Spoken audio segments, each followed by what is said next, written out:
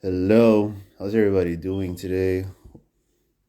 Hopefully good, hopefully great, hopefully having a good old time and whatever else. So yeah, basically just made this video really fast. It's gonna be about.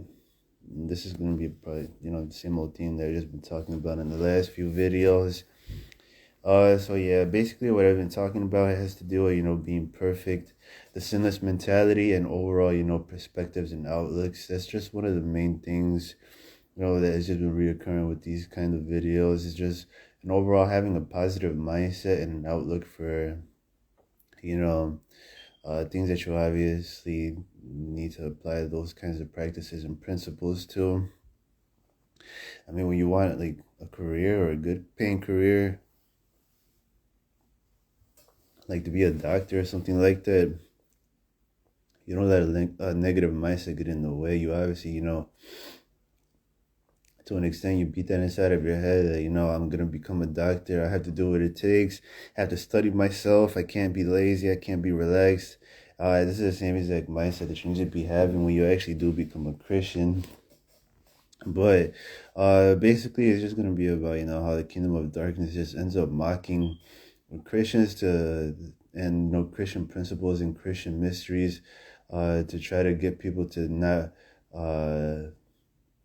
look at the real mysteries that are involved in the things that they actually and they actually use.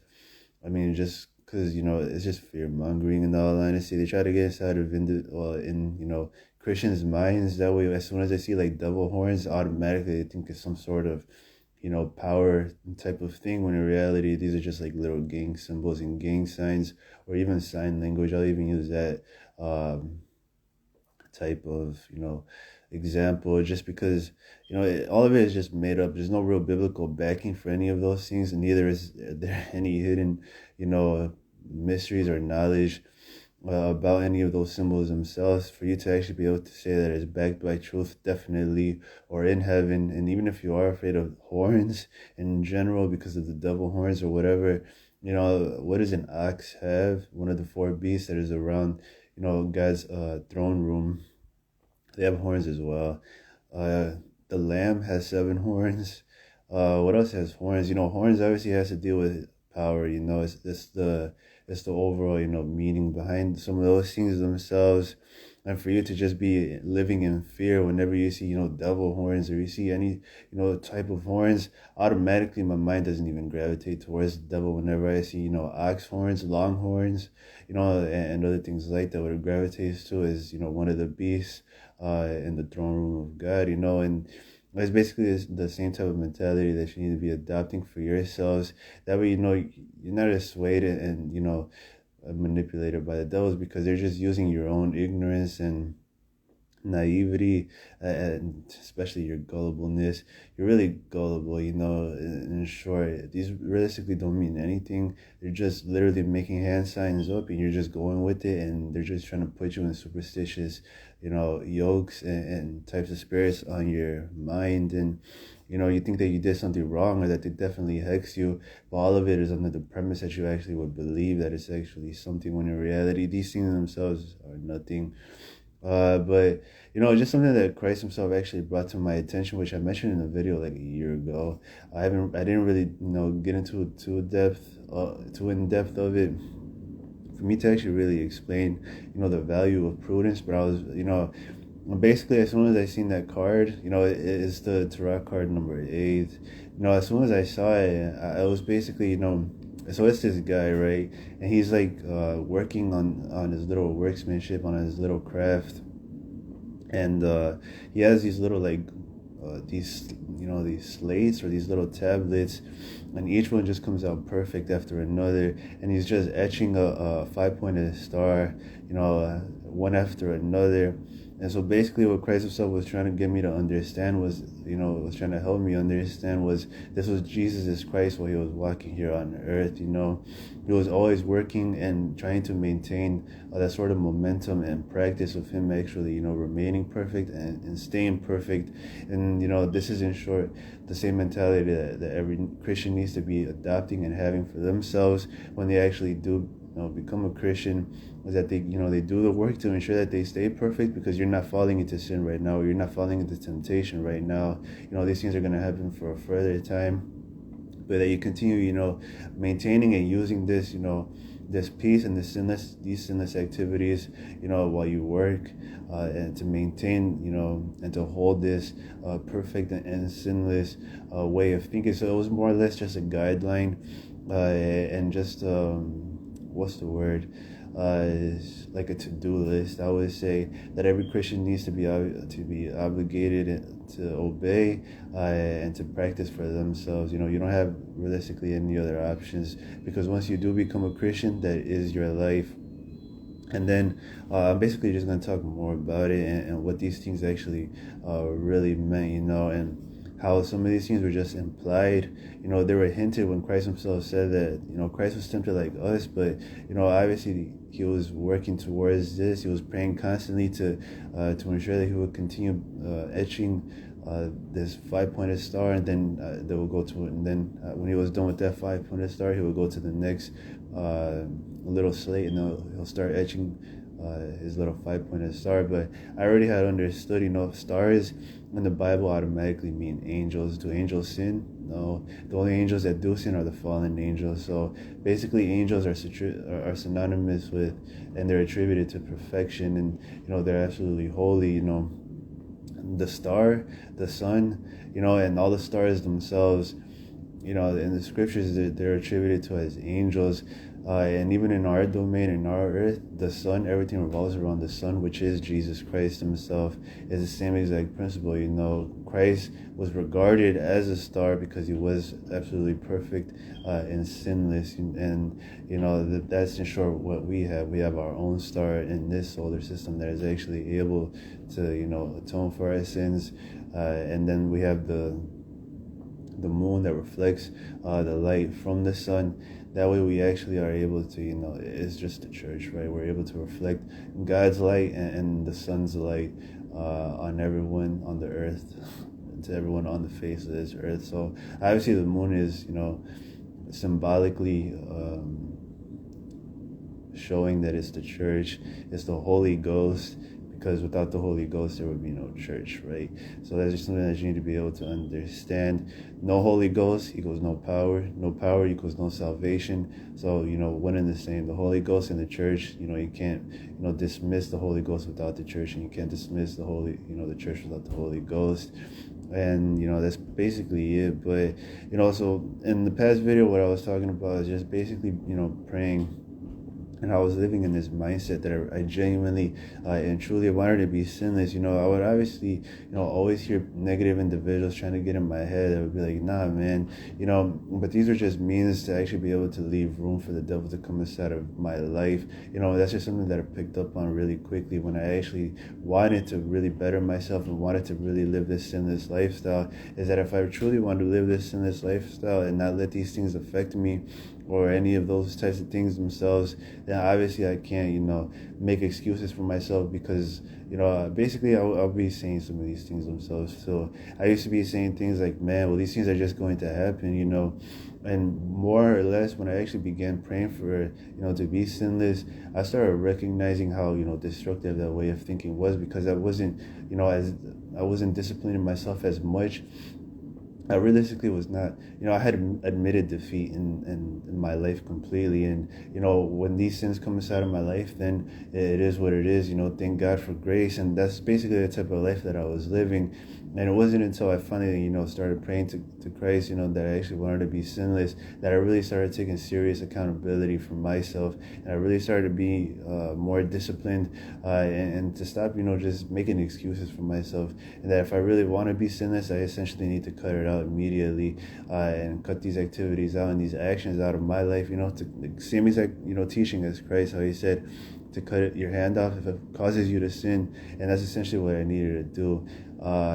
There's no times to make excuses when you actually become a Christian, because you have so many resources that are available to everyone and anyone that truly wants the desires of their heart. Christ said that he will give us the desires of our hearts.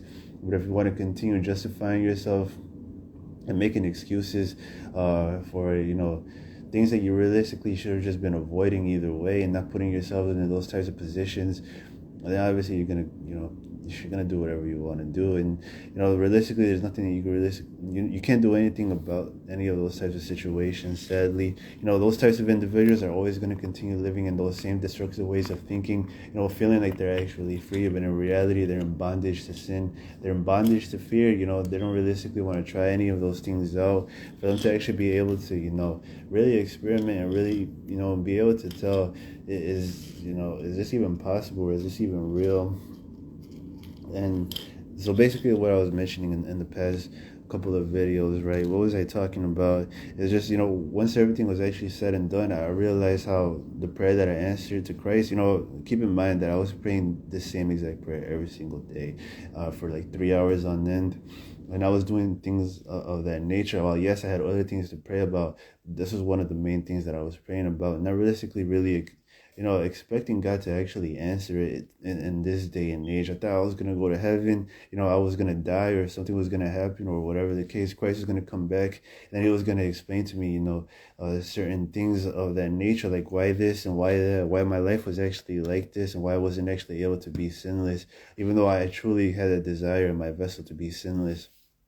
But then, obviously, by some sort of miracle, Christ obviously opened my eyes for me to be able to see what was really holding me back, why I realistically wasn't able to, to live in this lifestyle. My judgment was completely wrong, in all honesty. I lacked a lot of discernment, and the situations that came inside of my life, I genuinely felt like I was judging those situations righteously and appropriately. And then Christ was obviously, teaching me and guiding me during this whole time. He was telling me, no, son, this obviously is not the way that you need to be reacting to these things. You obviously need to be judging righteously and judging every single one of these situations perfectly, as if, I was in your shoes and you were in my shoes, for you to actually be able to really, look at the types of situations. Would I honestly even be angry at my mother if she treated me in any single way that your mother has treated you, or any other toxic person, your family members? Obviously, you have to be able to turn the other cheek. You have to be willing to understand that there's just no alternative to turning the other cheek, because this is my way and this is my only way. There's no other way for any of those things themselves. While yes, you could, bear fruit of your own, for the most part, you need to be abiding in the vine all of your life. That way, you're actually able to come to a knowledge and understanding of my teachings and why I essentially said the things that I said. And so basically I was like, okay, I understand those things themselves. And so I was just more or less just trying to build those into a habit, not really expecting the prayer to actually get answered. But then it basically got to the point where, he filled my mind up with so much knowledge that I was realistically able to understand and come to a real knowledge on why, the judgments that he actually, decided when the enemies came inside of your life, to actually be able to love your enemies, was absolute and perfect, and there was no other way for you to actually judge the situation righteously. And then I understood it at that depth, why these things were so, why he obviously commands us, and the one thing obviously exposes itself, and you're like, okay, wow. I was like, there's just so much light as to why, as soon as you find out the reasons as to why you actually are required to obey certain commandments, it just, everything just starts clicking and starts making sense. Everything, all the pieces of the puzzle start fitting, and you start realistically, you're able to notice and understand, the bigger picture on why Christ himself actually said the things that he said. And so, yeah, knowledge is power in this case, but this isn't, a substitution for real power. In the meanwhile, while I was actually working this out and realistically really just trying to attain this knowledge, I was just engaged in spiritual warfare. I was just fighting, getting in deliverance, getting rid of any nasty and vile, disgusting devils that were inside of my vessel, because they have no real purpose inside of me. Because if I truly have communion with light, then obviously none of these things should have any communion with me whatsoever. And that was just something that I basically understood, there's no need for any of this. There's no need for me to have a swastika in my room if I'm a part of, the Israeli army, right? I mean, these things are just pretty simple concepts that I understood while I was actually trying to deliver myself, and I realistically wanted to live this holy lifestyle and wanting to be the soldier in the Lord's army. have no real purpose or desire for any of these things themselves.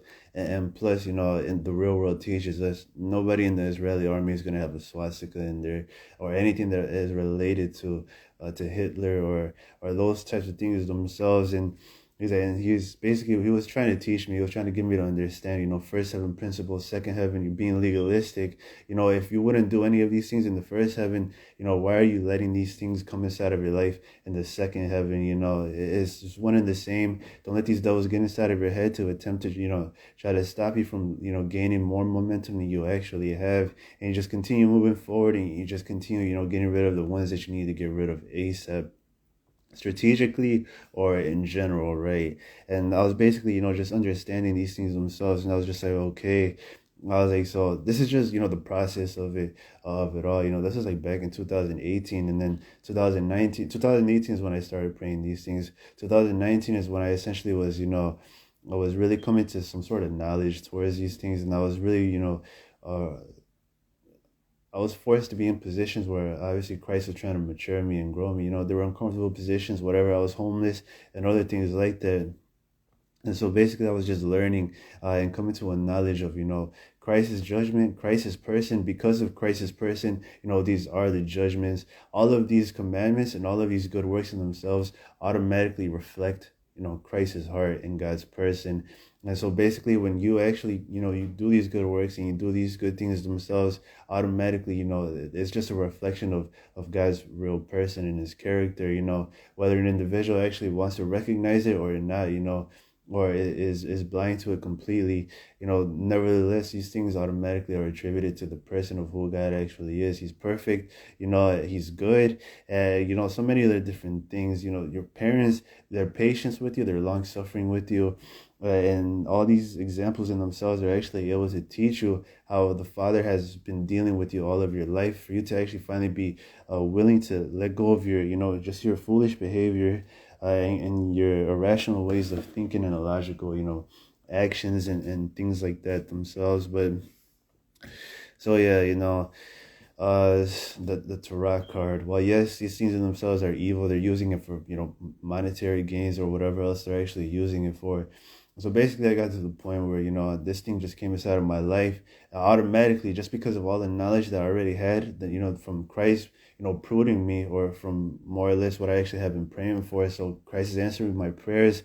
And now, I don't have spiritual milk anymore. I have more of a spiritual meat. I was basically able to come to this understanding when I saw this Torah card, how Christ obviously, whatever, he's like, well, this was Jesus Christ when he was walking here on earth. So it basically shows this man, right, with long hair, shoulder length hair, brown hair, no beard, whatever. And he's basically etching this 5-pointed star on. And then you look to his, in front of him, and he has this whole lineup of 5-pointed stars. And basically I was understanding that, he's just making more and more 5-pointed stars. And then Christ was just telling me that, this is in short what you obviously need to be doing for your life. Stars are automatically associated with perfection and holiness. And if you want to remain sinless and you want to maintain that sinless momentum, you're going to have to do the same exact things that Christ himself actually did while he was walking here on earth. All he was doing was, essentially just working towards the same exact, goal and the same exact, image in mind of perfection. And that's in short obviously how he maintained, his unblemishedness, how he was spotless until his very death, or else, his sacrifice would have been in vain. So obviously, this is pretty mind-blowing for people just think that Christ was, just God and he was just sinless. But it just puts things in perspective when you actually see these things themselves, that he was realistically diligently working, on maintaining that, that spotless and unblemished part of him. That way he was actually able to die for the sins of this earth, So obviously, that's a lot, right? Hopefully you're actually able to grow in love for Christ's person while he was walking here on earth, that he understood these things, he understood his real mission and goal, but he was not lazy whatsoever towards it. It wasn't just kick my feet up, I'm ready Jesus Christ, I'm ready God. To him, it was nothing but work. And, I had to work to maintain this, unblemishedness. I have to work to maintain this. And then I was just like, wow. I was like, and so that was his life, He's like, so if it was possible for him it's very possible for you. But you're obviously going to have to continue, with the types of moments that you obviously are not falling for these temptations or falling into sin, right? You're going to have to be thinking ahead. Prudence is going to have to be your buddy and your best friend in these instances, and you're going to have to always be thinking ahead, and being prudent towards the types of temptations that you always fall into. You know yourselves as better than anyone else. These ancestral sins and curses are the means for the devils to be persistent and be bold with you. And so basically, all this whole little formula, it was just coming all together. And I was just like, okay, I'm understanding. The reason why these devils even are bold with you is because you're cursed by God for the ancestral sins and generational sins and curses that you obviously have partaken in, and your family tree has partaken in, because God isn't mocked. These things in themselves, these sins have to be atoned for in your life. And God was, he was clear, he was crystal clear in Deuteronomy 28, how he was, or 30, how he was going to curse us, for our rebellion and for our sins, and essentially how we actually acted. And nobody is just going to go away scot-free. But this is way before what, way before the atonement. So they obviously did have, their own blemished lands where they actually, had to do those types of things to purge and purify the congregation and the Israelites and those kind of things themselves. But for the most part, it was pretty carnal, right? They didn't have, it was very inferior, rather. That's what I meant to say. For the most part, that was very inferior compared to what we have now. We have Jesus Christ, the atonement, to actually be able to cancel the debt, to be able to cancel the curses. And basically, that's just what he was trying to teach me and get me to understand. Now you're actually able to get rid of these ailments that didn't want to go away. Now you're actually able to do so much more for God, for his kingdom, and for yourselves, right, in deliverance.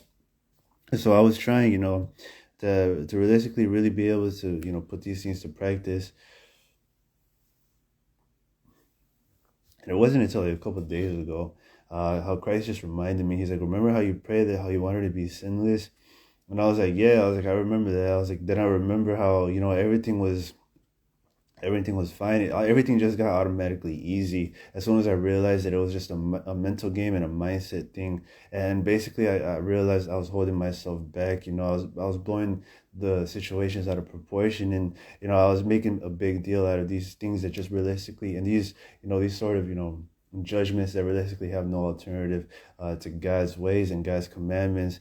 And I was like, yeah, what about it? And then he's like, well, I answered it in that form. And I was like, wow, that's right, you did answer it in that form. I was like, dang, that's crazy. This whole time I was just it just got easy to me all of a sudden and out of nowhere. And I was like, yeah, I was like, that's right. I was like, you did answer my prayer. I was like, but then you told me to do something else. And then I was like, yeah, I realistically couldn't work at it as much as easy as it was actually finally coming to me. And then I was like, I realistically wanted to work towards it now.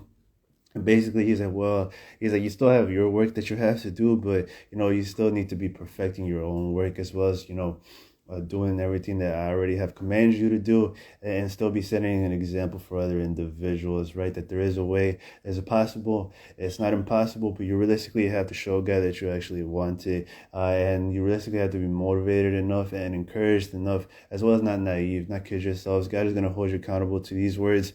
I didn't do a single thing. I still lived in my mom's house. I was like 26 years old, or for whatever reason. I worked here and there, but for the most part, I didn't work that much.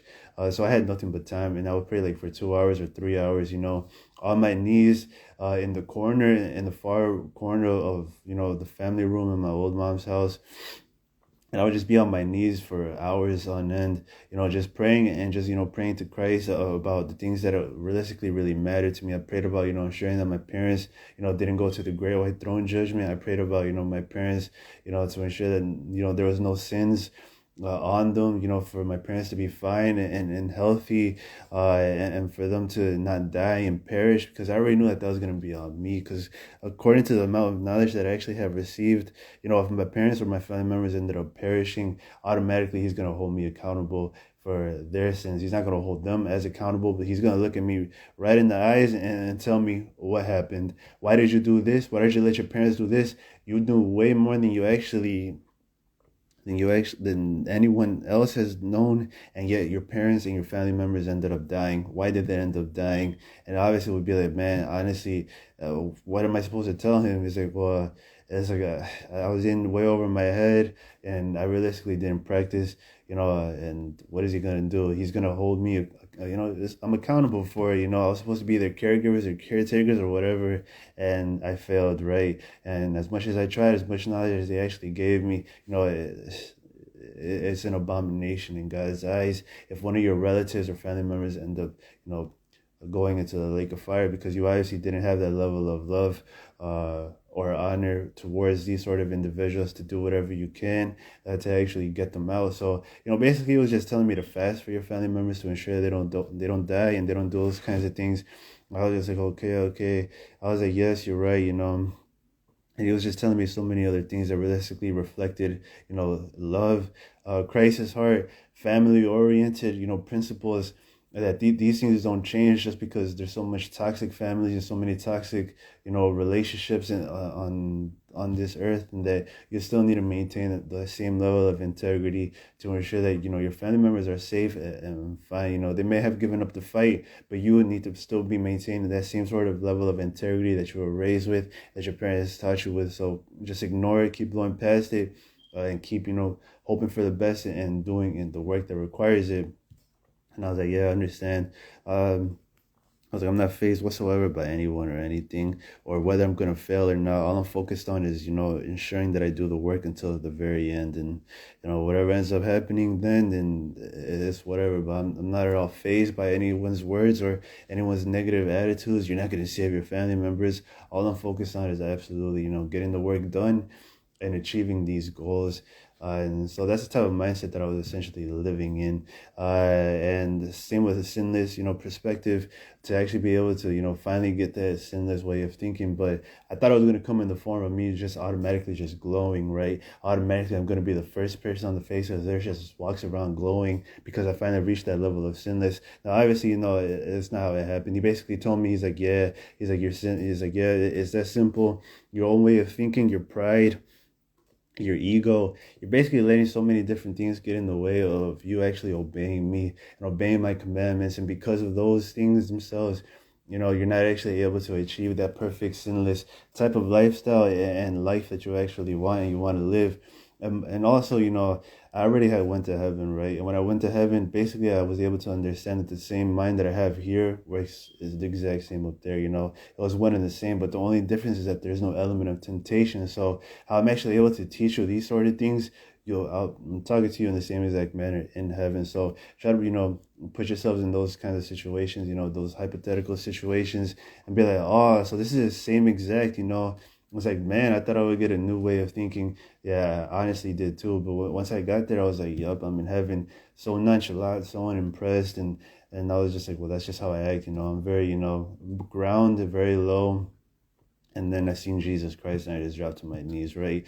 This my testimony, I always give that testimony out, but so yeah, so basically I was actually able to understand that the real issue on earth is the element of temptation. Other than that, heaven and earth would be one and the same. It'd just be mirrored. So the amount of applications that we actually would apply ourselves down here on earth would be the exact same in heaven. So that's just something that you need to be able to recognize, right? If you're really negligent or, you don't have that drive or that desire in your vessel on earth, you're going to have the same exact drive and desire in heaven. While yes, you're gonna have Jesus Christ to actually be there.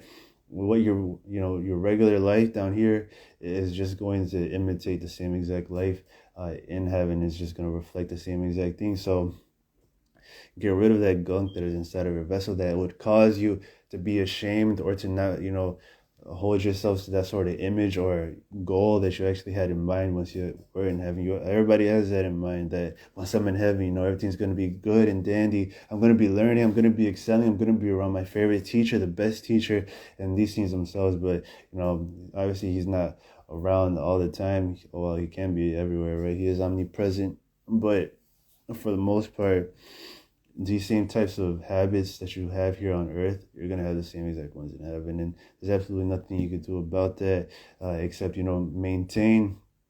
build these healthy habits down here on earth, and because they form your eternal character. In short, when you have good habits, you always are actually able to be polite, well-mannered, respectful, to obey Christ's commandments, and so much more. But yeah, grace and peace be multiplied to you. The grace is to know what I'm saying, the peace to know that it's sent from God, and the mercies to be able to receive these things themselves, and the grace and the love of the Lord Jesus Christ reign in your hearts, and be with you all. So yeah, I already mentioned a lot, right? But basically, this whole premise of this video was for you to actually learn from the process that I essentially went through with Christ, and how in short, he was actually teaching me. I wasn't influenced by anyone's negative mindset or outlooks, or you're just gonna have to suffer with these sort of things while you're walking here on earth, and then once you get to heaven, everything is gonna be fine. Yeah, I don't want to believe in that. I was just like, nah, I have to be able to achieve these things on earth. If Christ is able to do these things themselves, then what makes, why can't I do any of those things? Why can't I be sinless while I'm working here on earth?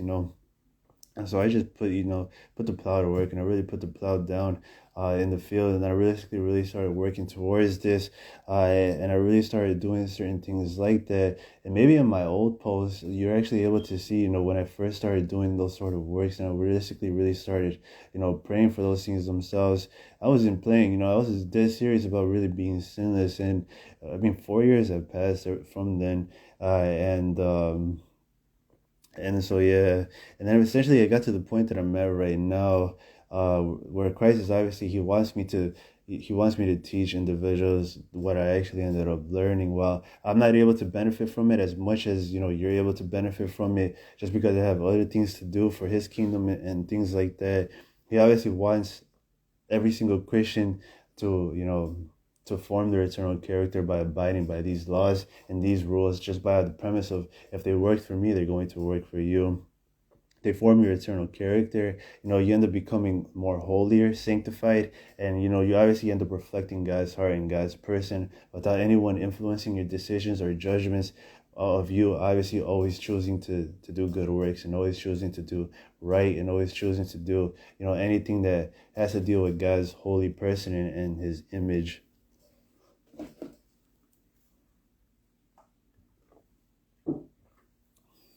So yeah, so that's basically just what I actually realized, when it is the whole process itself of you actually being able to do everything that has to deal with Christ's commandments. I'm just going to start with this first one. I mean, I spoke about when I first started praying and the things that I usually started praying for in the first hour or in the second hour, but now I'm going to talk about how Christ was actually able to form and give me so much more knowledge, and how this knowledge was actually able to really be able to teach me why these certain judgments, why Christ's commandments that He gave to us were absolute and perfect judgments for you to actually be able to decide when these things themselves actually come inside of your life. I'm just going to give an example of loving your enemies. When you love your enemies, I know He gave a pretty basic teaching while He was walking here on earth, how it rains on the just and the unjust, and because of these principles themselves, you have to love your enemies, and you have to be imitators of who God actually is, because He's not a respecter of persons. To Him, the only thing that is more important is to obtain His perfectness, and to obviously, He's not here to impress anyone, right? He's not here to impress you. He's not here to impress a single person. The only thing that He's obviously focused on is being judged and being the person that He obviously is. And so basically, He was just trying to teach me and trying to really come into a knowledge and understanding on why, those that actually do love their enemies are the ones that look the most like Him. And it realistically has to do with a lot, it has to do with you being forgiving, being able to look past an individual as this person and flaws and imperfections, and be solely strict on doing good works and good actions. Because once you're not realistically able to love your enemies, or once it actually comes inside of your life in a sneaky manner, like somebody cuts you in line, and now you deviate yourselves from that Christian walk, or maybe I'll even use road rage, right? Because that seems to be very common. You have heavy oppression inside of your life. Once you actually begin to really be saying things in road rage. I don't say a single thing in road rage. It's like, well, yes, I notice when people are, that intelligent when it comes to driving, and they end up doing certain things that realistically everybody just has common ground in. I'm just like, okay, it's like this person, whatever, or those kind of things themselves. And basically, I just realize it, and I'm just like, okay. But for you to, once you actually begin to lash out and you start saying things to the other individual, like, oh, you can't drive, you can't do this, you're such a menace to society, why are you walking here? You get angry and you get frustrated. Obviously, that's when loving your enemies isn't something that you practice anymore. You begin to get hateful, you begin to get angry, impatient with another individual, which in reality that isn't loving your enemies whatsoever. You have to be willing to be understanding, more or less. I know for that situation you have to be very understanding when you actually get behind the wheel, because you don't know what a situation an individual is going through that they end up cutting you off for, and so many other different types of things like that, right? They could be going to the hospital to actually meet their wife that is delivering a baby. They could be going to meet their grandma, or maybe they have somebody in the car and they're forced to actually cut you off, and you're just going, you're basing these things off your knowledge for you to actually be able to understand it. And so Christ was just being, he was just teaching me, he was just explaining these things themselves, how, there's no means or reason for you to actually deviate yourself away from any of my commandments and any of, what I actually have told you and my paths that I actually have given you. Because everything that I actually have commanded is absolutely perfect. You obviously have no reason to deviate yourself from any of those things themselves, or the path itself. These judgments automatically reflect my person and my will, and because they reflect my person and my will, you obviously are forced to be my ambassadors. You're forced to obviously be my workers and my servants, for every individual that is on the face of this earth to be able to know who I really am and to know my person at its core. You are under no jurisdiction to deviate yourselves away from any of what the things that I actually have taught you in the scriptures, what your parents have taught you, the virtues and the good works themselves, because all of these are reflections. You're obviously representing Christ, you're representatives of Christ. That's what I was trying to say. And because of some, that was just one side of things. That was that aspect. Plus the other, the other side of things of you actually being able to, ensure that every judgment that you actually are choosing is automatically perfect and just for the types of situations that come inside of your path, or coming your path rather. And basically I'm trying to word it right now, just because it's like difficult to word, because I have the general knowledge and the understanding of why certain judgments are the way that they are, but for me to actually be able to articulate why these things are, is just because it's absolutely perfect, and there's no way around it. For you to actually choose to do an evil work or choose to do something that is wrong to another individual, I already have that level of understanding and knowledge to already know that would be a sin, and that obviously has nothing to do with who God's person actually is. You have to be patient with every single person on the Mount of Light that they actually have received, and even then, that's the whole basis of everything that you obviously treat every single person with. And I know maybe the Holy Ghost is sneaky. He actually downloads information of a person's life for me, that how he's actually able to tell me this person and this person, for me to actually be able to know the nature without the analysis, and I automatically just know what I actually need to do for that person, or those situations, or I know how to get them angry, or I know the exact response and reaction and to get from that person, and I know just what to say to get that exact response and reaction. That's just something that I actually practice because of the Holy Ghost, is to know the nature without the analysis. And basically, I just go on, and plus just general things, right? You're actually able to understand how people typically work and how people typically function. What gets people mad on just normal regular people get really frustrated with child molesters and pedophiles, and automatically they become the rods of justice for these types of people, when in reality they're regressing, they're not progressing. They need to be loving their enemies, need to be wishing these individuals the best, and being patient with them because of what it actually is. your creation, their creation. You're under no, basis or legislation to, exact vengeance for God. You're none of that to God. He could do it himself. All you have to do is realistically be praying to ensure that the children are protected and safe from these types of individuals. As essentially it, if you want to be lazy and then blame and point the finger at God, why are you complaining about the certain situations that you realistically did nothing about? And that's just what it boils down to in that aspect. I'm not going to touch into it any further or in depth just because it takes a life of its own. I said what I said, and you want to take it up with God, all of it is on you. The ball is in your court, and it's been in your court, and you still continue to, to point the finger at God. But anyway, so basically, that was just, what Christ himself was just, teaching me, is to know the nature without the analysis, and to automatically just know how certain individuals react and function, and how not to say certain things just because you're actually going to get a reaction that you don't want from that person. I'm just like, okay, I'm trying to live at peace with everyone on earth. This is a commandment. We're commanded, we're obligated to, or else we're not going to be able to see the face of God. We're supposed to be holy. We're supposed to automatically be, that has to be our main priority, is to follow peace with every single individual. It doesn't mean that you let them walk all over you, because then they're going to be able to take out their frustrations on you, or that you become a martyr for the Lord because you throw yourself in front of a car.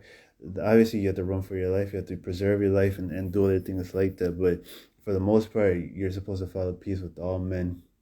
But that doesn't mean that you bow down your beliefs to any of these peoples, which is the misconception a lot of people get about you actually following peace with men, because they don't know how to actually, they're barely starting how to do it. But for the most part, it's just, being on common ground with a person, being able to, agree on things that, everybody agrees on. And then obviously, to put in your 2 cents, right? And to not back down about your beliefs or your faith. That's realistically following peace with all men, and still be able to do it in a wise way and in a wise manner. That's just something else that I actually was practicing as well, is to ensure that every reaction and every interaction that I came across, I always did it in a wise manner, and I behaved myself I behaved myself wisely. That way, I don't give this individual an inclination of, that I'm this super horrible person, or I don't give this individual a reason for them to actually think that, I could possibly have some bad intentions for them, when that's not the case whatsoever. Automatically, the first thing that I'm, in it for is just good intentions all around. That's all I have. That's all I desire for you, is good intentions. That, certain things end up happening that you receive the wrong way is on your experience, right? You're using it as truth, when in reality, I don't operate under those same exact, experiences or legislation that you think that everybody operates in. Operate how I obviously operate. I'm me, you're you. And that's essentially it. There's no reason for you to actually think that I'm out to get you and to act so hostile towards me. None of that, buddy. If you're guilty, if you have a guilty conscience, that's on you. I don't know a single thing about what you actually are doing to that extent, but obviously, precautions and measurements and other things like that. These judgments have to be perfect as well. God is not going to let a single person talk back to him and to let them get away with it, and these things are just absolute, perfect and final. You say anything against me, and you have 3 individuals coming for your head, and these things do not, absolutely, you already know better, and God is judging you off that basis alone. And I cannot even do a single thing about it. I could completely forgive you for it and overlook it entirely, and not even be fazed or bothered by it. But you're gonna have 3 individuals that are absolutely infuriated with your reaction and how you essentially treated me. So I could still be wishing you the best. God doesn't want to hear it anymore. There's been way too many instances and situations where individuals just, wish the absolute worst for me. I still wanted them to actually be saved. And then he tells me, oh, guess what happened? They died. They ended up going into the lake of fire. And I'm just like, man, I was doing everything I possibly could to save this individual. And then it's like, man, it's pointless. This individual ended up dying just because of her actions and what she said to you. And she was very stubborn and hateful in her heart. And now I'm just planning so much evil for her. So because of that, obviously I act so aggressive and I act so hostile just because I'm forced to actually act and do these judgments myself, or it's your life, right? I don't realistically want you to die, but I'm forced to actually, speak up for myself. These things themselves, I have to, uphold my honor, and I have to uphold these things themselves. Like Isaiah 63 and Isaiah 59, I can't just let individuals just trample on my name and do whatever they want with who I actually am, and let more individuals think that they could all get away with it. That's not gonna happen. So these are just the judgment side of things and the perfect side of things. Obviously because God is judge and God is perfect. What is the automatic response from Him if you end up talking back to Him? Death, automatic death. What is the automatic response for you blaspheming Him or saying anything that has to deal with something that's totally contrary to His person? Death, automatic death. What is something of arrogance towards God's person and being highly esteemed and pride of being able to let go of your character towards God and doing it to His face? Death, automatic death. These things are obviously His judgments for these certain actions. You can find repentance if you really are earnest about it, but for the most part, nobody's going to even, it's not even going to click or equate in an individual's head that, what is coming for them for their, their acts of disobedience and their actions themselves. And Christ isn't going to let them know because He's absolutely 100% positively bent on destroying that soul. And you could pray for them, you could do this and you could do that for them to actually be able to discern and know for certain that you need to check yourself before Christ actually ends up throwing you in the lake of fire, and you're just like, well, I thought everything was fine, and I tried to be this person, I got frustrated or impatient, and then Christ isn't going to want to hear it. He's going to be like, no, you know exactly right from wrong, and you still chose to do the wrong. So then He's going to throw them in the lake of fire. And that's essentially how God operates. That's something that you need to be able to understand, is that, you cannot use excuses with Christ whatsoever. While yes, the element of temptation is very real for us. We're walking here on earth. You're already automatically know right from wrong. And because you know right from wrong, you're judged by those standards alone and on that basis alone. Regardless of whether a devil came inside of your life and they tempted you or not, you are still in the knowledge of right from wrong, and there's absolutely nothing that you could actually say, oh, well, the devil tempted me and they stirred up my heart and they did these things themselves. You still know right from wrong. Or, oh, the devil did this and the devil did that, and you still know right from wrong. You can't be playing this blame game for the rest of, the time that you're actually at the great white throne judgment. You're obviously going to have to do what you're going to have to take serious accountability for yourself and responsibility for your actions. But you still have time, right? So yeah. Uh, you know, but the judgment side of things is just basically Christ is just teaching me. He was just, what is it? Flooding my mind up with a whole bunch of knowledge of, why these judgments themselves have to be the way that they are. Why you're forced to automatically act these things out when you end up seeing a person and they end up, not treating you like a decent human being. Automatically, your first instinct and your first reaction, your first impulse should be you loving your enemies, blessing those that curse you, casting out the devils or whoever is manipulating them, or what's the other one? Or puppeteering them and causing some sort of activity in their life. And then you obviously approach them and you talk to them normally. If you notice the same exact reactions again, if you notice that they're actually acting hostile towards you, or they're receiving your message hostile, or not, there's some hostility to them actually receiving your message, obviously you already know it's automatically demonic, because there's no hostility on your end, on your part. In their mind, how they actually function, they see you, and their first reaction and impulse, is to act hostile, to get defensive, and to do those sort of things. They don't operate under the same guidelines or under the same types of teachers or principles that you actually operate under.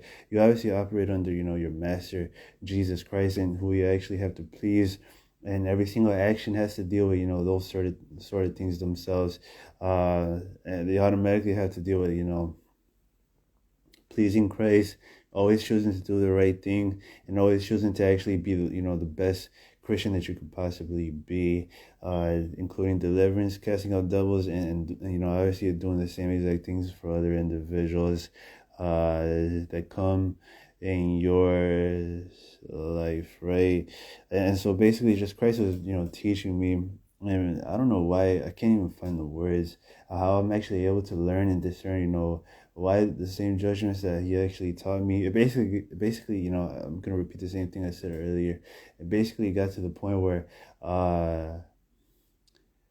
or I was like, you know what, these types of judgments themselves, there's absolutely no other means for me to actually react to any sort of situation that comes inside of my life except how Christ himself had already commanded us to act in this manner. And that's basically the point that I got to. And so I would try, and I would even try, yeah, I would even try, you know, to actually go against it, to go against these sort of judgments. But automatically I'll feel that tug in my spirit. And as well as, you know, me already having that level of knowledge in my head, and that understanding, I was actually able to discern, you know, that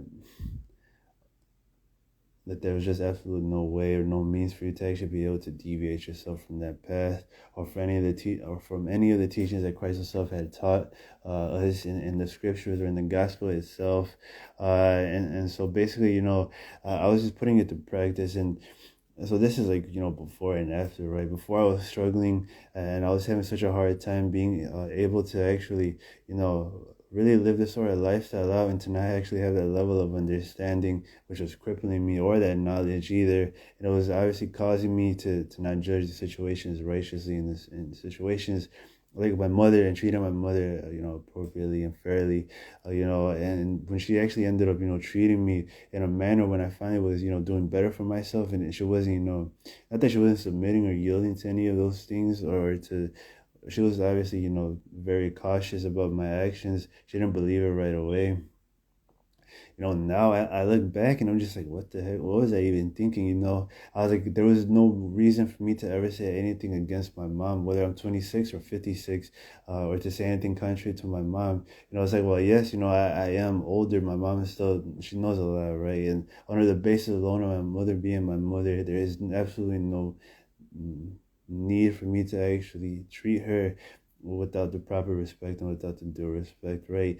And so basically I was just like, you know what, you know, time passed afterwards, you know, these sort of wounds are not as fresh as when they initially happened. You know, it's a lot easier for me to be able to let go of these certain, you know, actions in certain instances that come inside of my life. And you know, and at first these things were just like, wow, man, these are abominations. Mom, I can't believe you would treat me like this. And then now it's just looking back, it's like, wow, I'm an absolute idiot. There was no need for me to ever act or react in those certain situations, which now is clear to me.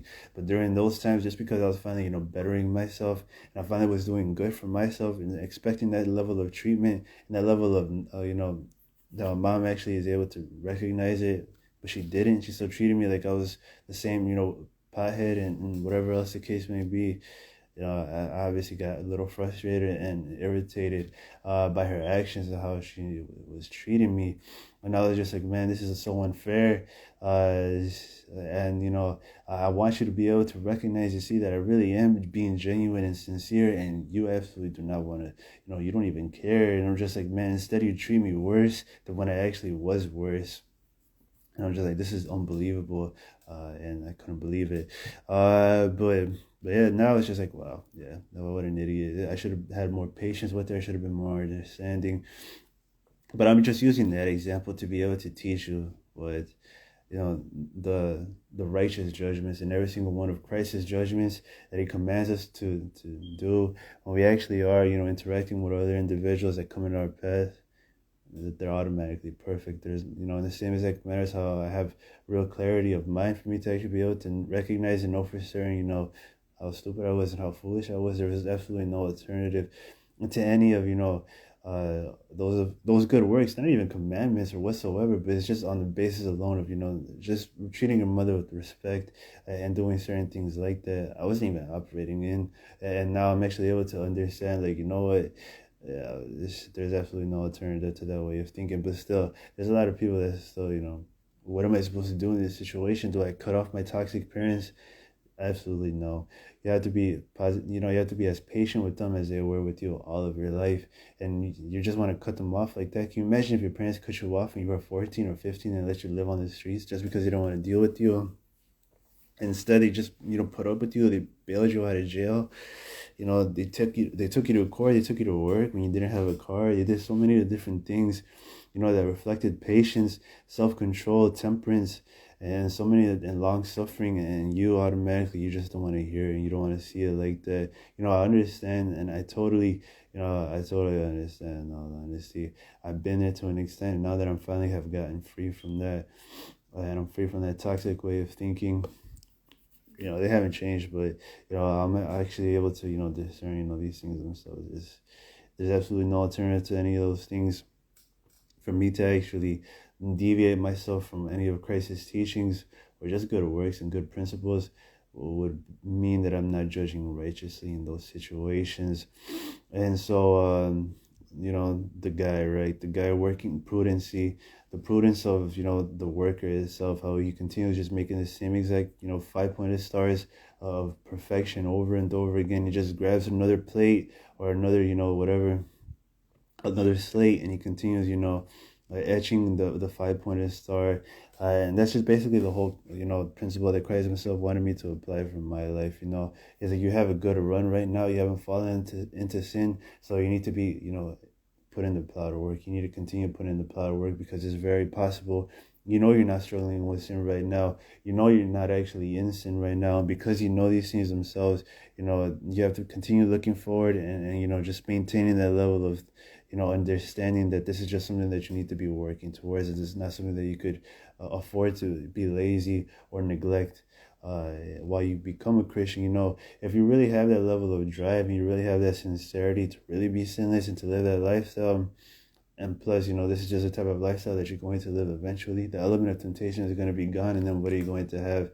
Just whatever type of work that you accumulated while you're walking here on earth, your character. That's all you're going to have. You're not going to have anything else. The devils can't tempt you or anything. You can't be obstinate. You can't be stubborn anymore. The only real, what you're realistically going to have is how much you apply yourselves, how consistent you are, and what's the other one?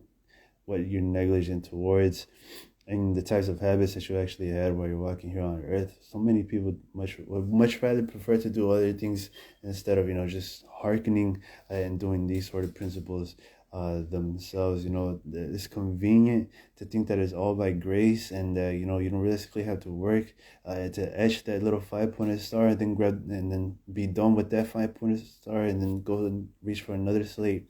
It's convenient. You don't have to work or do any of those things, but realistically, that's just the whole premise on Christ was trying to teach me. He was trying to get me to understand these certain things themselves, for me to be able to be confident that it's possible, to know that that's how essentially he was doing it, and to know that you need to obviously work and put the plow to work. You just can't continue living this sort of lifestyle thinking that it's just going to be easy, and then Christ was homeless or whatever, and so many different things like that, and then expect this good lavish life without any of the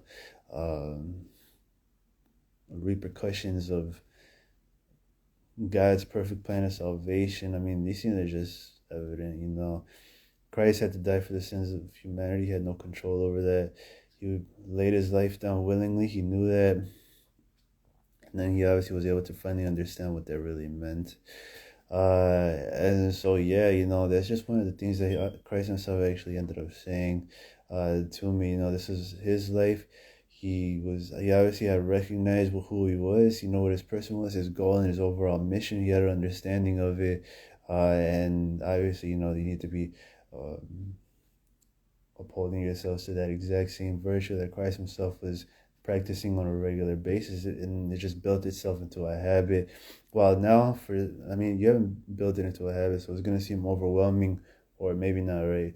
But obviously it will get to a point where eventually it'll become a habit. You'll be able to judge every single one of these situations righteously, because that's automatically integrated inside of your character and in your mind, your heart, your soul, your will, and your emotions, for you to know there's just no alternative to actually be able to deviate yourselves from Christ's path. And then the more you actually, our life itself, that's what I tried to say earlier, the more life itself just teaches you, these certain situations and instances, while you actually put these things to practice, these commandments and teachings of Christ to practice, it's just going to be able to teach you how certain people react.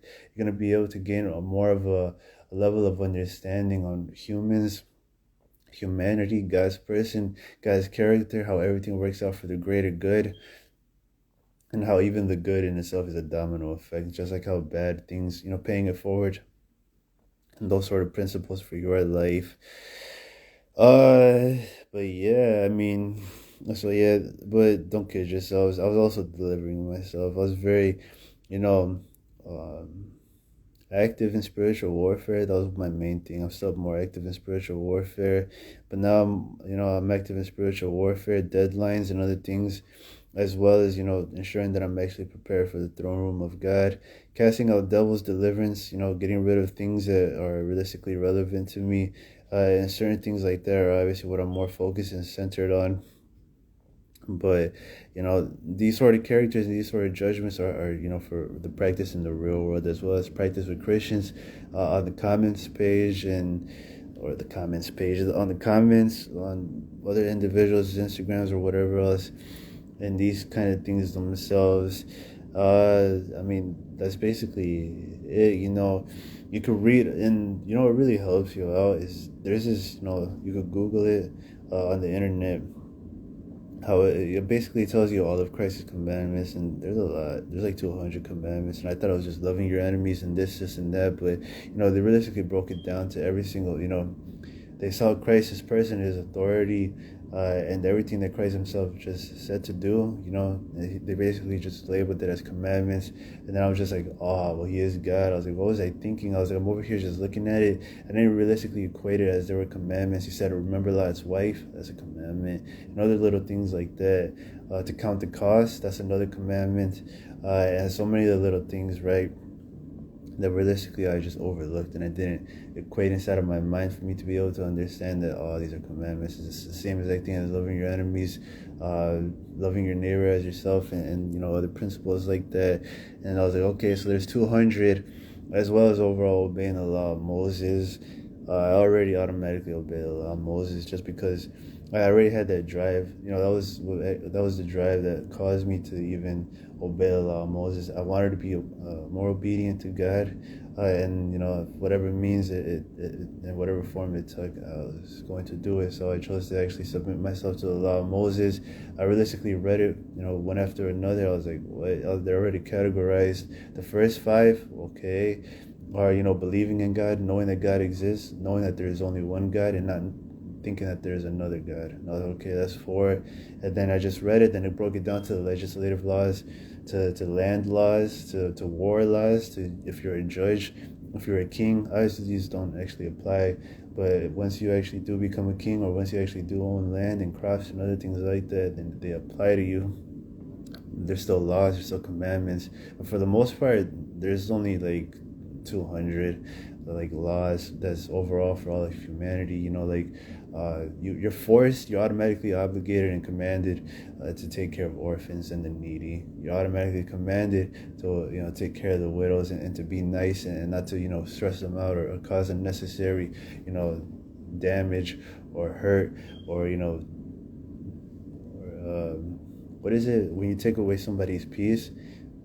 uh yeah, whatever that is, and not to actually vex them, and do things like that. That's a commandment. And then automatically when I hear an individual actually saying that the 613 is burdensome, I already know that they haven't even realistically read all 613 laws. They have no idea what they're talking about. Had they actually have read them, they would just read them. I don't own land, I'm not a king, I'm not a judge. Automatically they'll be able to, right away, right as soon as they actually see those commandments themselves, they'll be like, oh, okay. Like, it was only like 200 laws either way that's applicable to us, but I don't want to be a judge. If I want to be a judge, it's good to know these things themselves, that I'm obligated to judge every situation righteously, and not to take bribes, and other things like that. If I want to be a king, automatically, okay, so these are just the requirements for the laws of Moses, and that's it. All that totally adds up to what, 613. So yeah, you can just dismiss that immediately once individuals actually do say that it's burdensome. 613 laws. Not even the Jewish people, they have no idea what they're talking about. The Jewish people even know that themselves, that they only are obligated to obey the ones that are applicable to them. Not all 613 laws, but they're all supposed to know all 613 laws.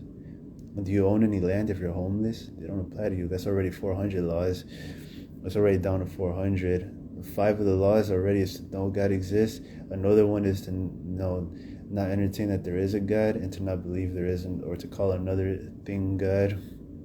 And these have to deal with God's person and his image for you to actually be able to discern and to, gain a level of knowledge and experience on what God and who God actually is. But yeah, that was just the drive that Inshore had in 2017 and 2018. I just wanted to obey God more, and I wanted to be more obedient to him. I pray these types of prayers to him. It was a very, desire for me in my heart, and that's automatically I'm able to discern it, and that's a fruit of salvation. If individuals truly have that, it's very rare. A lot of people don't actually have that level of willingness and submission to God himself. They're just like, well, whatever, I just had to be a nice person, and they just leave it off on that. But in reality, for certain and for sure, if you feel compelled, or you feel like you want to obey God more, to let other individuals influence you. I sure didn't. I wasn't going to let anyone stop me from actually obeying the law of Moses and certain things like that. I was like, well, whatever. If I want to obey the law of Moses, that's on me. There's realistically no obligation or whatever. And that was even before I discerned, that we're still under the law. We're not under the law, but we're still obligated to uphold the law and to obey the law. I read Romans with a different understanding instead of the Gentile understanding. I was like, whoa. I was like, okay. So I'm pretty stupid for that. I was like, I thought that I was supposed to, to completely do away with the law. But Christ himself said he came to fulfill the requirements for salvation from the law, not to abolish it. That's what he meant. That's the proper context. He came to actually fulfill, its requirements, because now he came to die for the sins of humanity, to give us grace, to put ourselves under grace, not to abolish it. Just an FYI for people who want to continue, saying that I could eat pork and I could do this, but homosexuality is an abomination. They're both abominations, so you need to stop being a hypocrite. And yeah, and these are just, overall drives that I essentially had when I actually before I even put these to practice, and when I really started praying to be sinless. And then, as Christ ended up molding me and just teaching me and guiding me towards these things, I was like, okay. And then he basically just started giving me a whole lot of knowledge for me to be able to understand, to get to the depth that I'm at right now. I'm 29. Happy birthday to me, but I'm 29 right now, and basically, I was like 26 or 25 when I first learned those things, and now as I see that, how ignorant I actually was, I had, the sincerity, and I was genuine about my belief in Jesus Christ, but I was very ignorant, and I liked a lot of ignorance, which is something that these preachers and these pastors take advantage of, in real sincere and genuine believers, and they force them to sow a seed of $1,000. Don't ever do that. Christ himself is not ever going to command you to do any of these things, to tithe. There's no real churches right now. If any of your churches are not talking about what I have spoken of in my videos, deliverance, and casting out devils, healings, and other things like that, don't bother. Honestly, don't even bother dealing with it. Christ always makes provisions, and he always does things like this for his people, but it's always enough. It's never, this and a Ferrari. Obviously these things themselves are just basic common principles. He's never going to give you enough that would destroy your greedy little heart. He would always give you enough that is actually able to sustain you, for this little case. And that's essentially it, But for sure, if a church isn't even preaching about these things or has any real power, get out of them. They don't have any of God's, presence whatsoever. If you don't even, if any of what I mentioned in the video it does not resonating with your pastor and how he essentially carries himself and how he acts, just get out, because this individual does not have the real fear of the Lord or any real reverence, and neither does that church. That individual is heavily oppressed. They're 45, 63 years old, and they still, are baby Christians, and that's very frowned upon. And that's, do you honestly want to be taught by individuals like that? No, who would want to be taught by that? I'm hearing the same old message 20 different times and from 20 different, sermons. Why would I want to hear that same old message again? I need something to be able to teach me, something motivating to my spirit, that I could actually be sinless, that heaven operates the same down here on earth as it would in heaven. And, I need to be able to be, to be pushed to my limits, to be able to, thank you for that, to be able to, be guided and have some real direction and not be so discouraged, and to hear these discouraging, things about myself and my, my wretchedness. It's like, yes, man, we have common ground. We already know these things themselves, that, without Christ and without any of what he actually has done for us, we'd be completely lost. And there would be absolutely nothing in us that would have any real worth. But it is because of Christ himself of these things. But you cannot continue, holding yourselves to these sort of, guilty consciences, and that level of guilt and condemnation that you're placing on yourselves on purpose. It's unnecessary. Christ is not even going to operate like that. The only thing he's going to tell you when he sees you, when he meets you, face to face, is work and get to work. I don't want you to just be lazy in my kingdom. When in life has it ever taught you, when you actually work a job and you get hired, that you're just supposed to sit there and look pretty and do whatever you want? Never. He obviously wants you to continue working and doing those sort of things, right? And obviously he does get irritated with me as well if I'm not consistently working and obviously always doing the work that I need to be doing. He'll either put a check, or he'll send something to just punch me in the face, and then I'll just be like, okay, like, understand. I needed that reminder. Even right now he's doing it. But so yeah, it's my birthday. I'm still doing these sort of messages. I don't let any of that stuff take away from what Christ himself wants me to actually do. Obviously this message is very informative and very encouraging, as well as it's giving you some sort of direction. It's giving you some sort of hope, and that way you actually are able to discern what Christ himself actually wants for you in your life, instead of hearing the same old sermons. Christ, haha, wait, what's that joke that they say? But one thing couldn't hold Christ? No, sir. Death couldn't hold Christ. It's like, yes, we get it. That's why we celebrate Passover, or why we do this, or why we do that. But even Passover in itself is pretty dark. It just means that the death angel passes over your house and kills every other unborn first child, or not unborn child, the firstborn child. And it's pretty dark. I mean, for us to just sugarcoat it like that, it doesn't realistically really emphasize God's person, grace, holiness, and mercy, as well as his judgments. We received grace. The Israelites received grace because of the unblemished lamb on the doorpost, and then we received grace because of the unblemished lamb on the cross. God is scary, right? But yeah, so this is that video. So hold on. So yeah, I mean, so basically what he was essentially teaching me during that time and the process that it actually took. So basically he was just telling me this, in all honesty. He was just like, yeah, he's like, these things in themselves, you have to be able to judge every single one of these situations righteously, to deny yourself, to not let your emotions get in the way of these things. And offer to mention this, I pray for my spiritual sensibility to be sharpened. That way I'm not relying on my emotions, and I wasn't emotionally reliant. That way every reaction and every action that I did was automatically scripturally aligned and spiritually aligned as well. And I was like, okay. So I like a lot of discernment and a lot of knowledge and general knowledge of what the Bible actually has commanded us to do in certain situations. I mean, it's like if you want to view it like that, like a psychiatric, is that the word? Like a psychological book, how it actually tells you how to operate in certain levels and certain situations, then it's going to benefit you in that aspect, because you already have that level of knowledge and understanding that this overall life has to deal with your coping mechanisms, your defense mechanisms, how you are able to interact with another individual in a healthy manner. And if you're not actually able to interact with another person, that's when you have some sort of mental disorder or some sort of issue inside of your mind that is preventing you from being able to function like a normal member of society. And that's why they give you these pills for bipolar depression, whatever the case may be.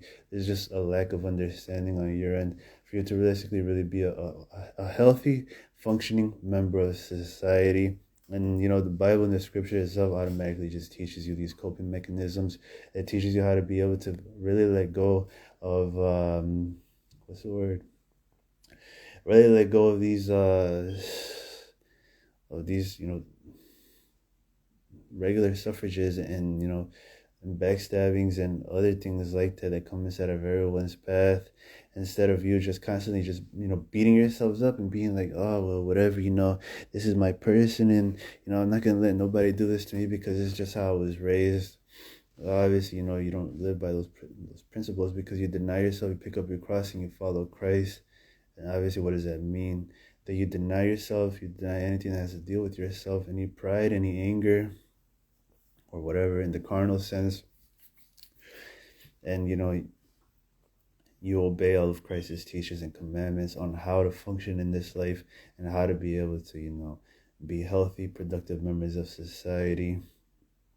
Picking up your cross just means that you actually are laying down your lives, that you're willing to be martyred for Christ, and being able to not be so selfish and self-centered in this life, which is generally is it psychiatric or psychological? Oh, it's a psychological issue. Yeah, I don't know why I thought psychiatric, but it's a psychological issue for an individual that is very self-centered and selfish. All they do is think about themselves. There's some heavy trauma and some heavy issues for those types of individuals. More or less, it stems from a sense of worth. They had a lack of worth when they were younger, and it's like a defense mechanism. The individual just they hold on to be so selfish and self-centered because they have to put themselves first, or obviously that's one of the reasons. Or they don't want to seem vulnerable or weak when a person ends up coming inside of their path, and it's like, nah, I'm like this and I'm like that. Obviously, there's a lot of reasons and a lot of issues for these sort of, actions, and even, psychologists, they don't even, or therapists, they don't even get to the bottom of it. In all honesty, they're just able to assess these sort of, of diagnoses based off the information that they collect from you. So there could be something that you missed, and that is even more important than everything that you actually told them. So some of these, diagnoses cannot be 100% accurate, especially if you're not giving them all of the information, and that you obviously have experience in this life. Experience is definitely, that is the main issue, is how you actually, in short, are handling every single experience that happened and came in your life. That's the problem. That's the issue. You're not realistically being able to cope or handle any of these certain situations in a healthy manner because of repressed memories, repressed emotions. Somebody taught you that it's not appropriate to cry because you're a man, or somebody taught you to not do this or not do that. And so many destructive ways of thinking that realistically have to deal with not functioning like a normal, healthy member of society or a family member. And you just hold yourself to this high standard that realistically no one is able to live up to, but you can. I mean, that was basically that was the summary of that whole video itself, is really understanding and coming to a knowledge of the possibility of you actually being sinless, and there's just so much more to it, in all honesty. Sadly, when I was dealing with pride, in all honesty. I couldn't let individuals do certain things to me because of the sense of worth that I actually had. But then at the same time, I already had a common, knowledge and common ground with, the fact that we're all human beings and all have fallen short of the glory. Nobody was better than anyone else. That's one of the philosophies principles that I abided by when I was in high school. And it's just something that ended up helping me out tremendously as a Christian and as a member of the body of Christ. I was just like, wow, I was like, excuse me, that was bad.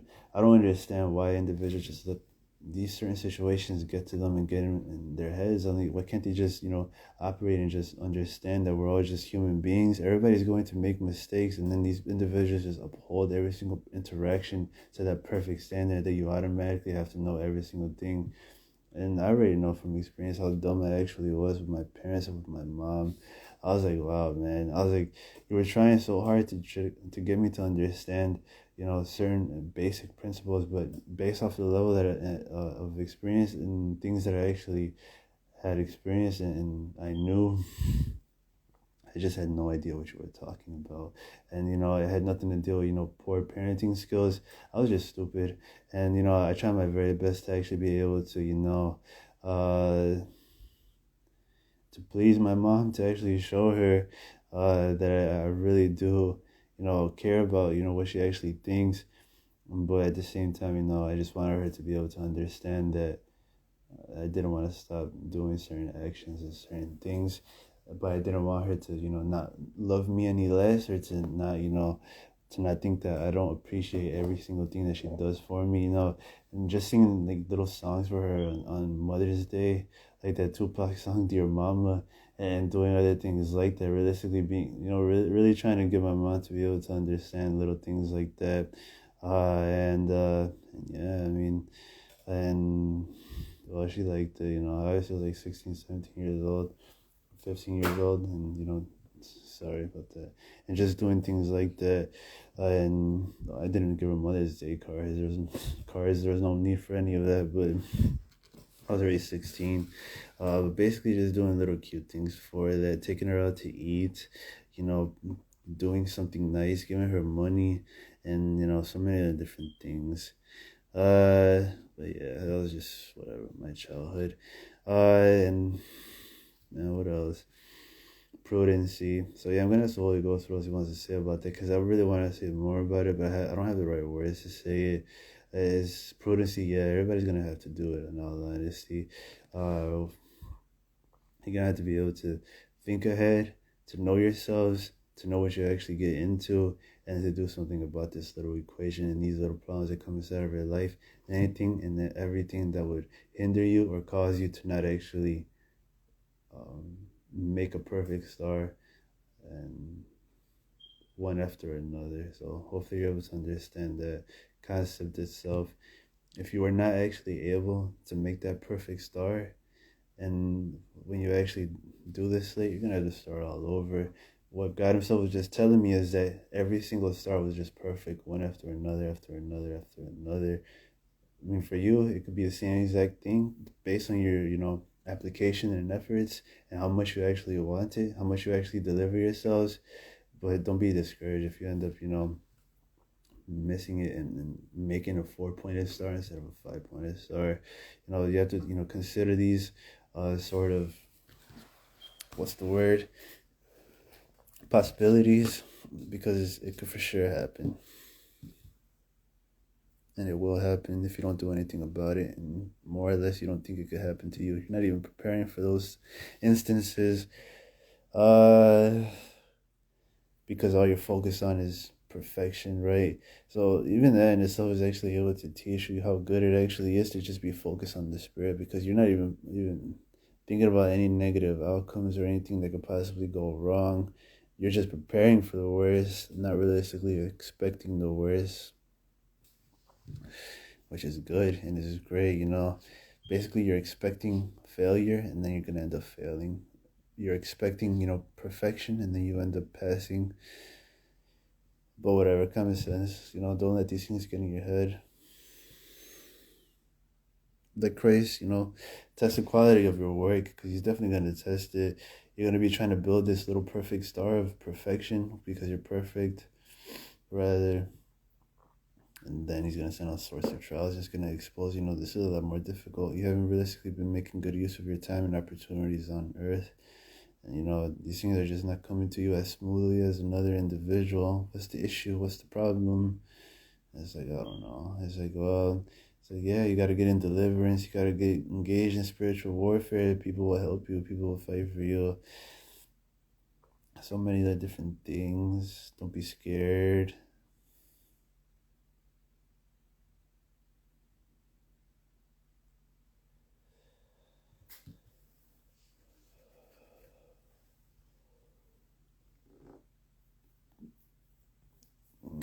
But yeah, prudency. So yeah, all these things themselves, perfect judgments, the value of actually being able to judge every situation righteously, and therefore perfectly, automatically because of all of Christ's commandments, how he told us, every single one of your judgments have to be under those sort of guidelines and jurisdictions. That was said perfectly.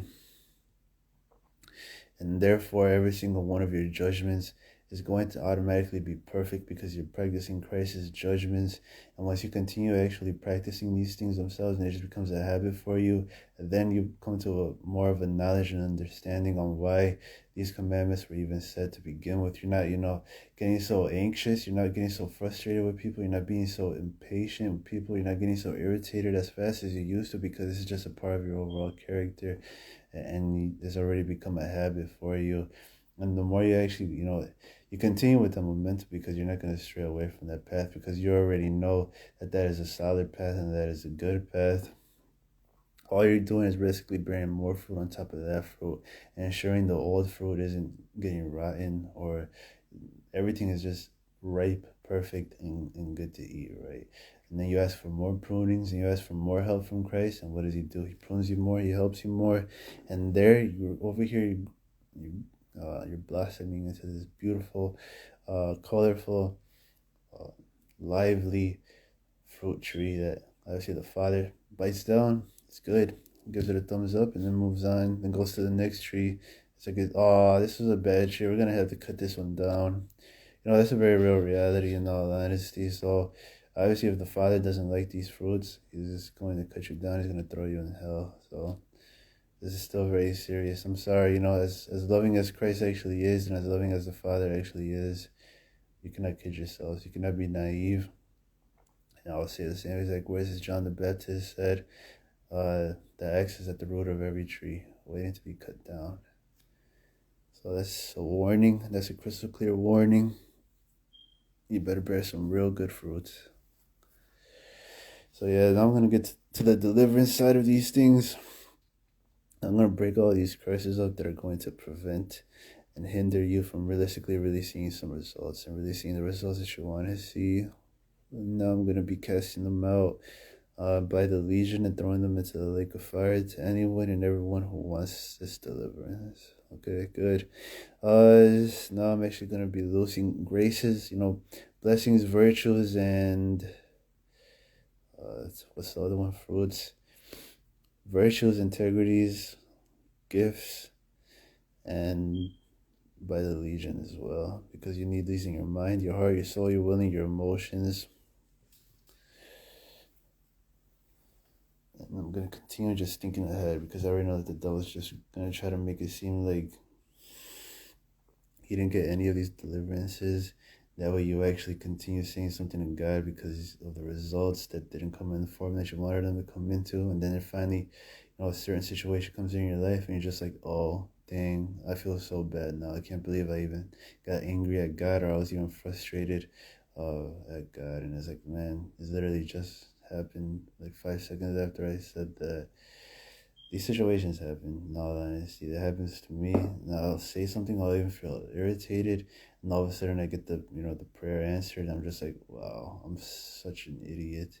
I was like, and enough of those times that end up happening, to the point that, as soon as you get restless and as soon as you get, impatient or frustrated, or you feel like, you're irritated, you automatically know that, God is testing you or refining you to ensure that you actually are, he's testing the quality of your work, and obviously you don't suffer as much loss as you did initially, or the first time when you first started putting these things to practice. And honestly, it teaches you a lot how God essentially works, the process that it is, and other things like that, for you to realistically really be able to think ahead, to learn from your mistakes, how foolish you were, and to especially not even think that these tests and trials were going to come inside of your life. And then they did. You get restless, you get impatient, and next thing you know, your prayer is answered once the deed is done, once you actually had committed an evil action and an evil work. So repent, apologize to God, pray again ahead of time, deliverance, trust deliverance, and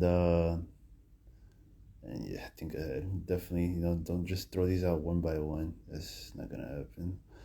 Uh, You think you're gonna get the super deliverance just by casting one devil out when you have legions of them?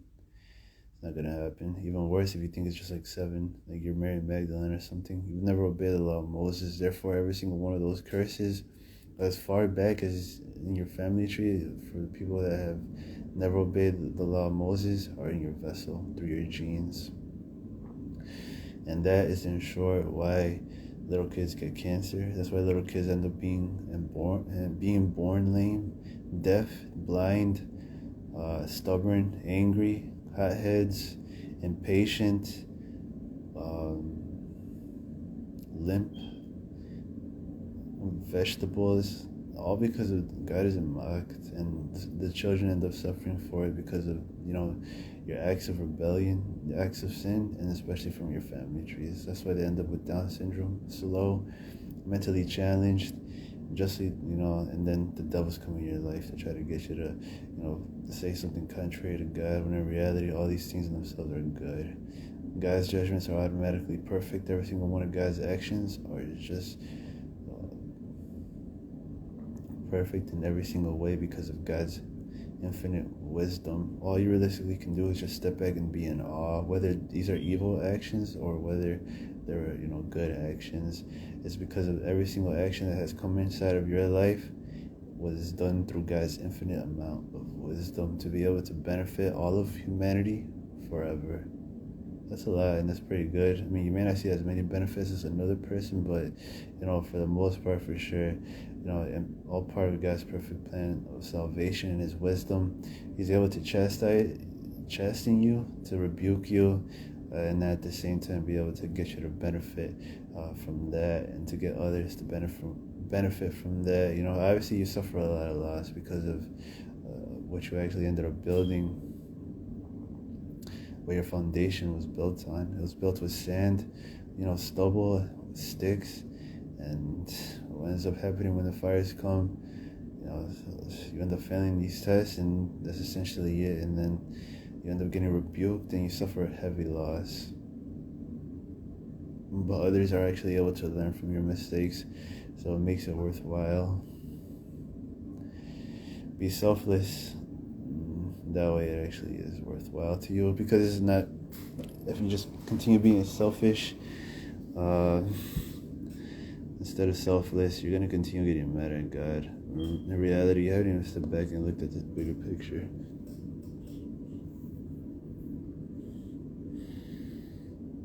It's to glorify God.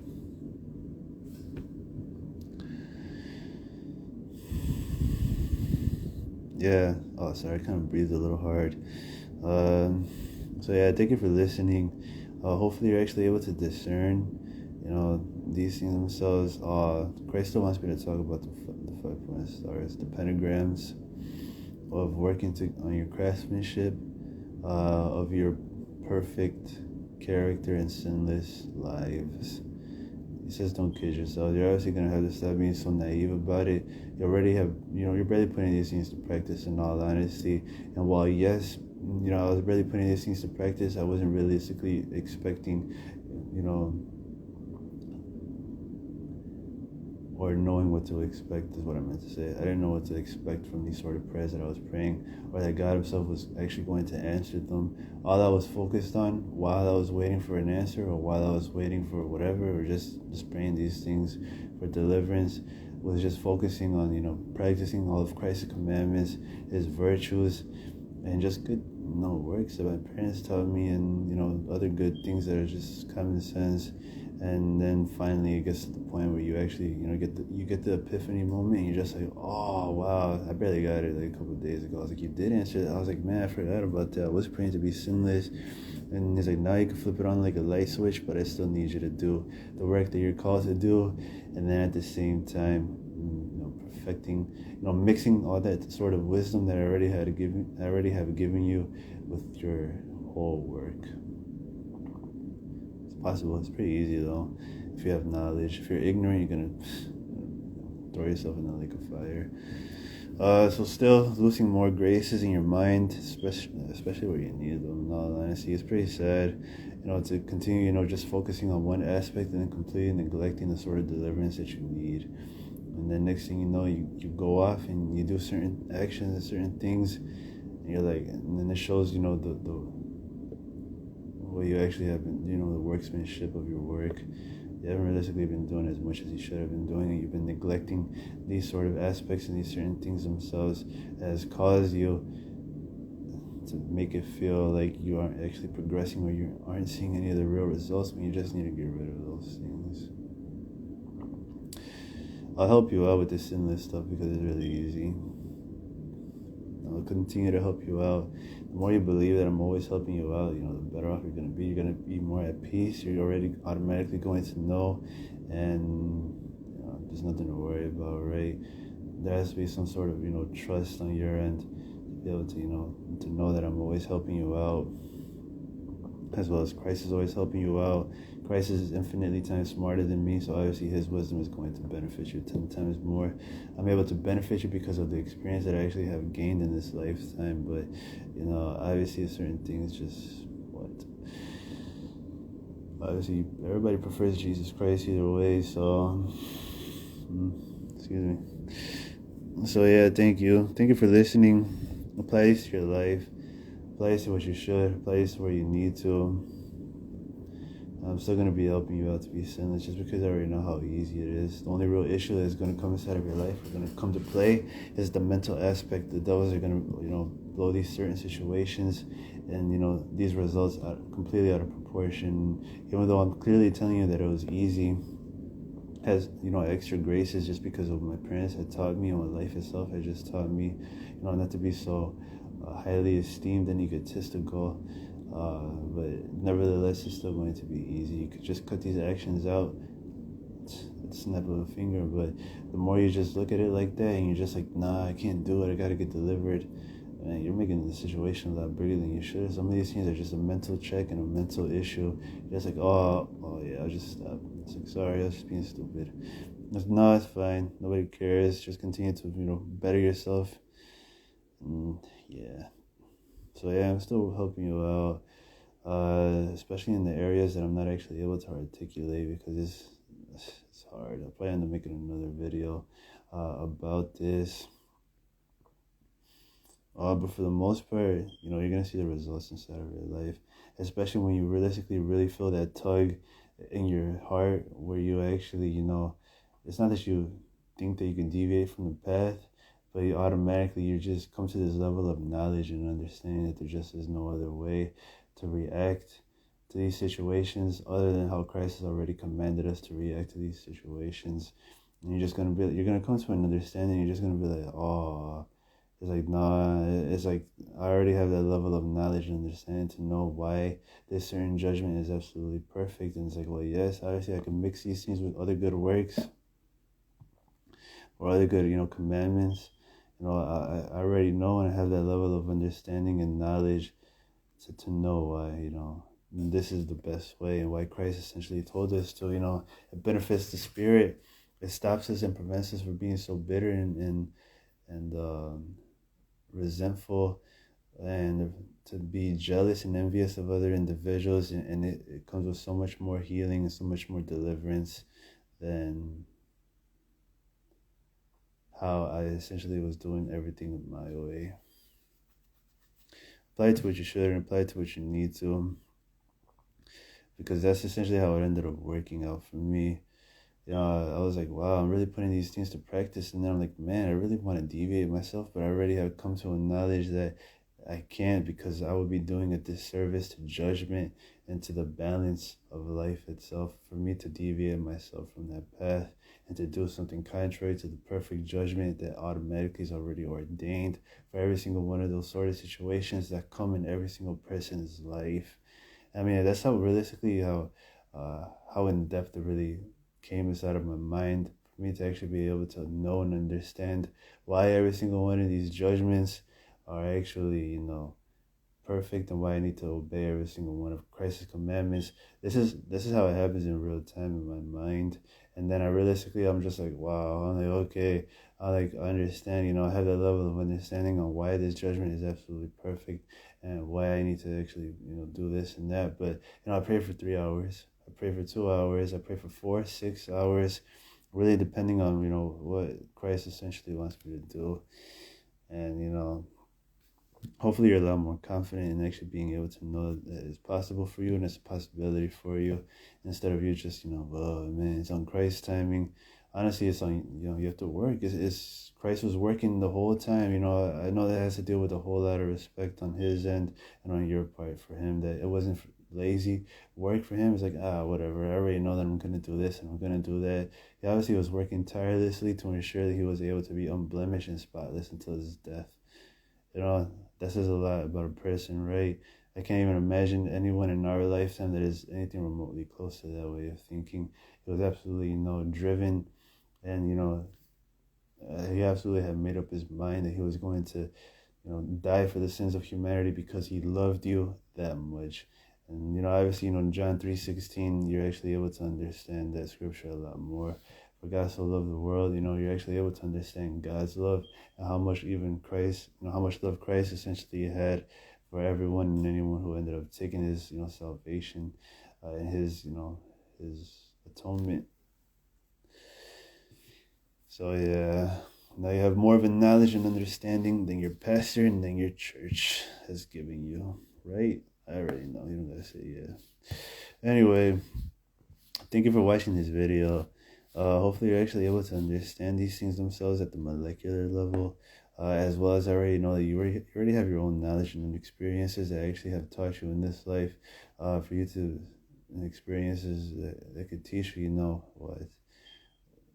It's more knowledge and more wisdom for you to be able to understand, and know for certain, what you can do with that amount of light, and the amount of light that has been given to me in my life to add to your light, and probably end up doing a lot better than me. I already mentioned in this video that all I did was just smoke weed in the past.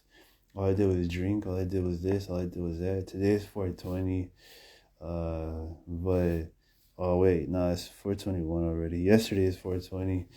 And I know everybody just already knows those things. 421 is my birthday. And yeah. Just FYI. So thank you. Have a good one. Be blessed. No stress. Love you. Bye.